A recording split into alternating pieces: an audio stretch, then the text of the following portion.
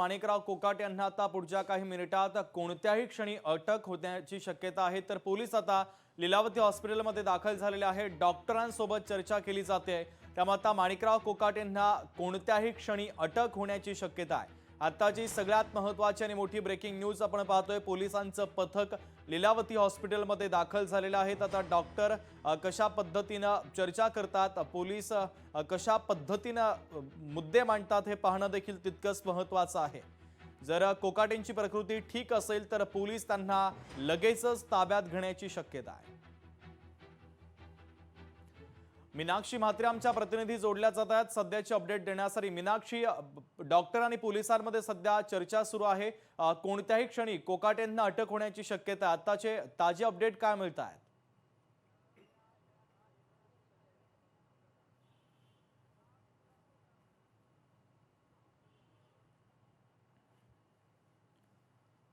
मीनाक्षी, माझा आवाज तुमच्यापर्यंत पोहोचतोय? तर काही तांत्रिक अडचणीमुळे आमच्या प्रतिनिधींशी संपर्क तुटलेला आहे, मात्र पुन्हा एकदा आपण अपडेट्स घेऊयाच। मात्र माणिकराव कोकाटे यांना पुढच्या काही क्षणात आता अटक होण्याची शक्यता आहे। डॉक्टर आणि पोलिसांमध्ये सध्या चर्चा सुरू आहे, कशा पद्धतीने ही चर्चा होते आणि डॉक्टर अटकेला आक्षेप घेतात का हे पाहणं देखील तितकंच महत्त्वाचं आहे।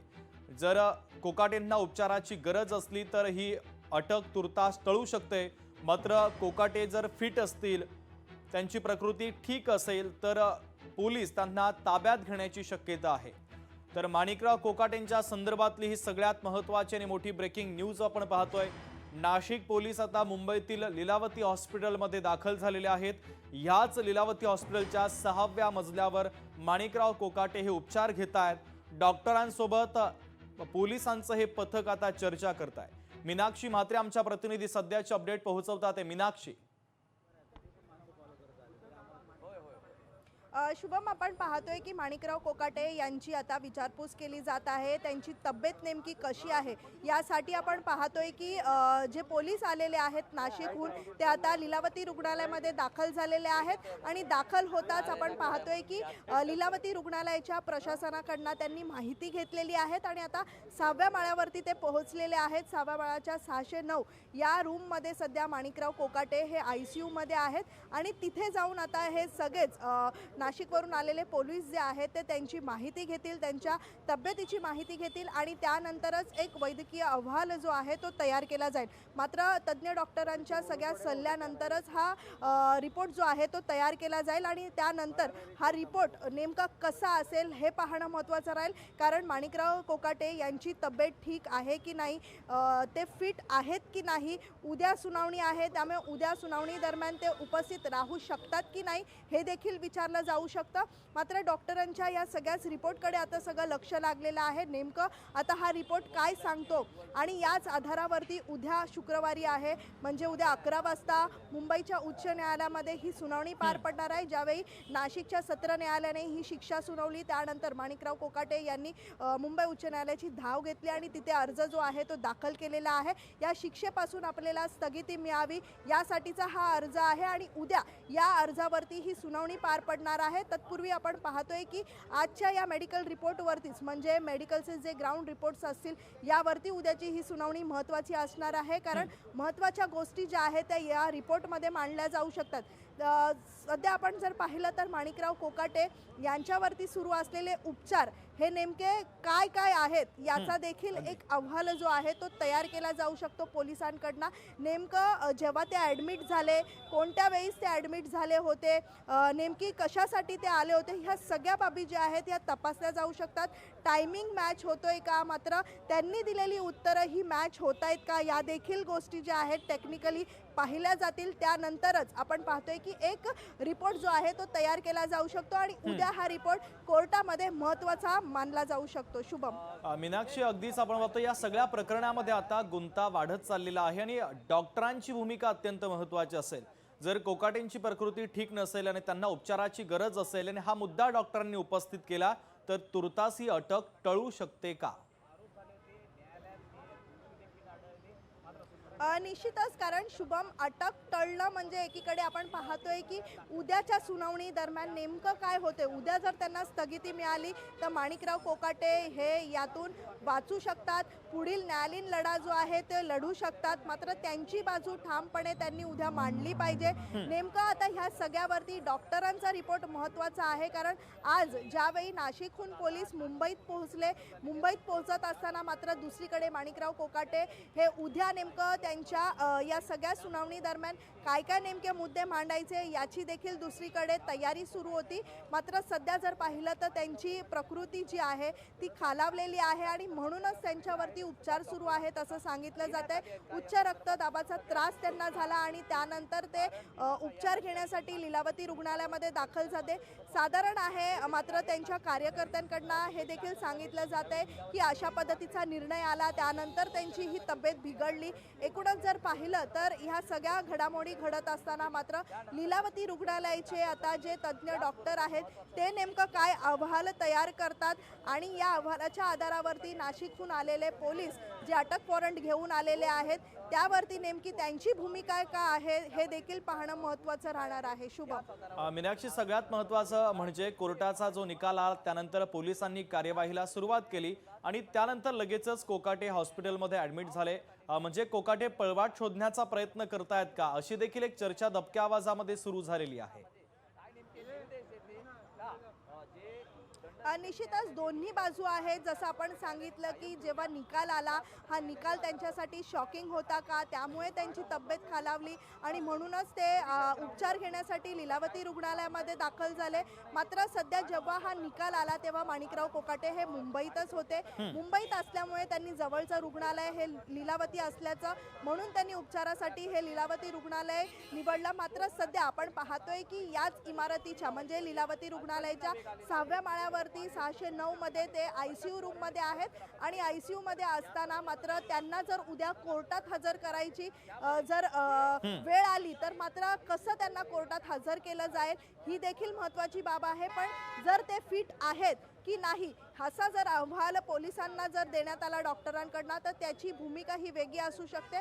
पण मात्र कोर्टाने जर त्यांची भूमिका या सगळ्यावरती मांडत असताना मात्र कोर्टाला जर गरज पडली, माणिकराव कोकाटे हे कोर्टात उपस्थित राहायला पाहिजे, तर मात्र डॉक्टरांची टीम एक तयार केली जाईल, ॲम्ब्युलन्स तयार केली जाईल, कारण ते ICU मध्ये असल्यामुळे त्यांना सगळ्या सुविधा लागतील आणि ही संपूर्ण बाब जी आहे ती लेखी घेतली जाणार.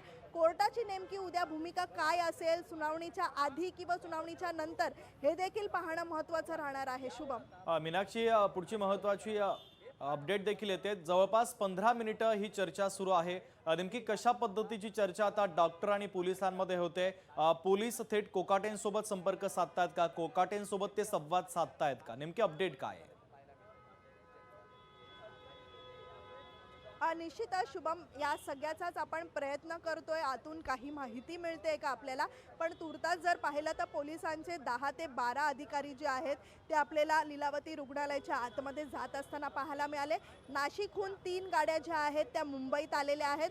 मुंबईत येताच त्यांनी बांद्रा पोलीस ठाणं जे आहे ते गाठलं आणि तिथून मग स्थानिक जे पोलीस आहेत त्यांना सोबत घेऊन लीलावती रुग्णालयात ते आलेले आहेत.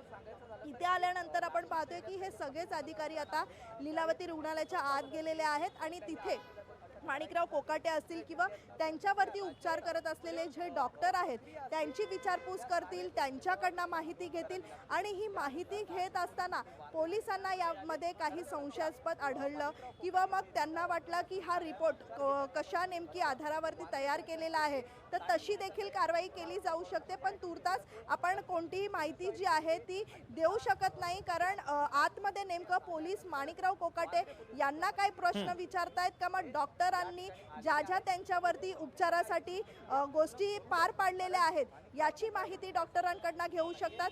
हे देखील पाहणं महत्त्वाचं राहील, कारण एकीकडे आता जवळपास 15 ते 20 मिनिटं जी आहेत ती नाशिकचे पोलीस मुंबईत आल्यानंतर लीलावती रुग्णालयामध्ये दाखल झाल्यानंतर झालेले आहेत आणि या 15 मिनिटांमध्ये नेमकी काय संभाषण झालं असेल, नेमकी काय त्यांच्यामध्ये या सगळ्या संदर्भामध्ये बातचीत झाली असावी हे देखील थोड्या वेळामध्ये आपल्याला कळू शकतं. कारण नाशिकचे पोलीस जर लीलावती रुग्णालयामध्ये थोडा वेळ निघतील तर त्यांच्याशी आपण बातचीत करण्याचा देखील प्रयत्न करूच.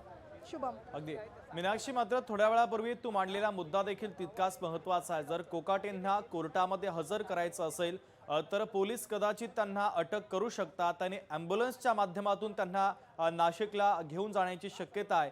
या संदर्भात काही अपडेट आहे का? तुर्तास शुभम, आपण पाहिलं तर नाशिकचे जे पोलीस मुंबईत दाखल झालेले आहेत त्यांनी सुरुवातीलाच इथलं स्थानिक जे पोलीस स्टेशन आहे ते गाठलं होतं, कारण तिथल्या पोलीस अधिकाऱ्यांची मात्र साथ घेऊन इथेच ते आलेले आहेत. त्यामुळे वांद्रे पोलीस ठाण्यातले देखील काही अधिकारी त्यांच्यासोबत आहेत. वेळ आली जर ते अनफिट असतील तर मात्र तिथे आपण पाहू शकतो की पोलिसांची गस्ती देखील असेल, त्यांच्यावरती करडी नजर असेल. याच्यासाठी हे पोलीस घेऊन आले असावे. मात्र अटक वॉरंट घेऊन येत असताना मात्र नेमके पोलिसांचे काय प्रश्न असतील डॉक्टरांसाठी किंवा मग माणिकराव कोकाटेंसाठी, ह्या सगळ्या बाबी असताना सध्या माणिकराव कोकाटे यांच्यासोबत त्यांचं संपूर्ण कुटुंब देखील आहे त्यांच्या रूममध्ये. मात्र त्यांची मुलगी असेल, त्यांची पत्नी असेल, त्यांचे जावई असतील, हे सगळेच त्यांच्यासोबत आहेत. काही कार्यकर्ते देखील आज संध्याकाळी नाशिकहून मुंबईत आलेले आहेत. पण मात्र इथे सिक्युरिटी मोठी असल्यामुळे कोणालाही त्यांना भेटण्यात येत नाहीये किंवा परवानगी दिली जात नाहीये. असं सगळं असताना नेमकं आता पोलिसांची भूमिका काय आहे याकडे सगळ्यांचं लक्ष आहे. शुभम. मीनाक्षी, नाशिक पोलिसांचं हे पथक आता लीलावती हॉस्पिटलमध्ये आहे. या पथकामध्ये किती पोलीस कर्मचाऱ्यांचा समावेश आहे आणि वांद्रे पोलीस स्टेशनमधून किती पोलीस लीलावती हॉस्पिटलमध्ये आलेले आहेत? जवळपास 10 ते 12 अधिकारी आतमध्ये जात असताना आपल्याला पाहायला मिळाले. वांद्रे पोलीस ठाण्याचे जवळपास 2 ते 4 पोलीस अधिकारी असू शकतात.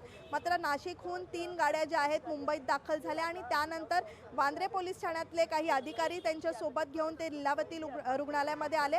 इथे आल्यानंतर मात्र थेट त्यांनी जे रुग्णालय प्रशासन आहे त्यांची माहिती घेतली. त्यांच्याकडनं माहिती घेऊन मग वरती थेट 6व्या माळ्यावरती ICU मध्ये जिथे माणिकराव कोकाटे आहेत तिथे ते गेले. मात्र तिथे आता ही संपूर्ण चौकशी त्यांची सुरू आहे. मात्र त्यांच्यावरती आत्तापर्यंत ज्या दिवशी ते ॲडमिट झाले त्या दिवसापासून आत्तापर्यंत नेमके काय काय त्यांच्यावरती उपचार करण्यात आलेले आहेत, नेमक्या काय काय आजार त्यांच्यावरती जे सापडलेले आहेत, काही टेस्ट त्यांचे करण्यात आलेले आहेत दिवसभरामध्ये.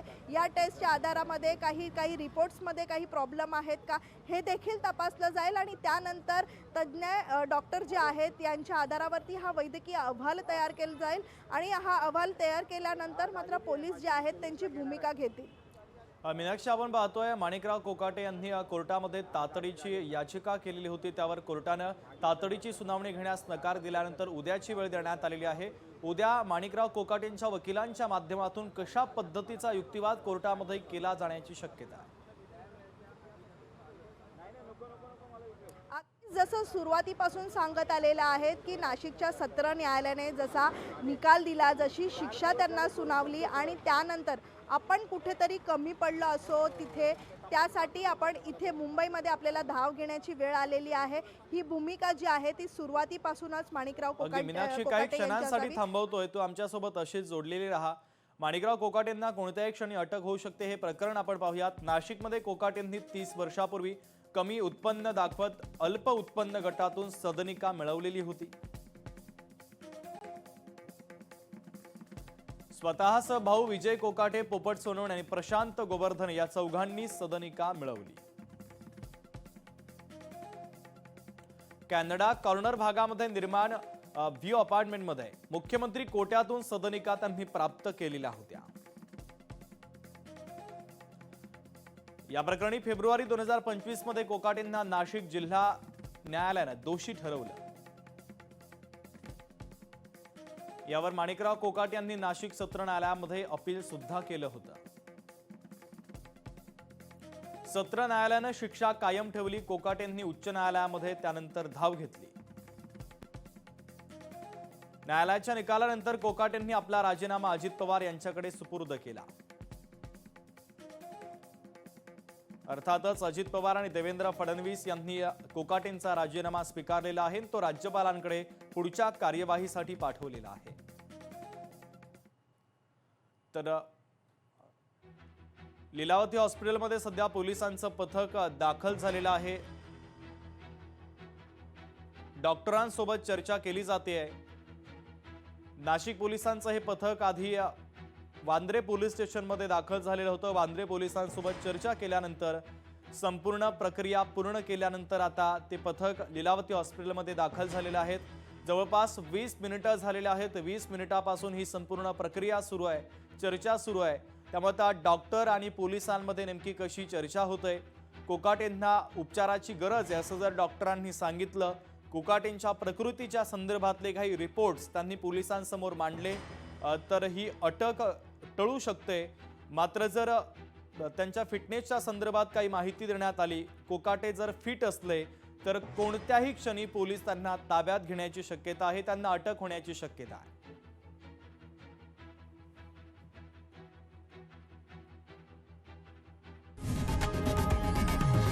लोकशाही मराठी ऐका, पहा, जागरूक रहा.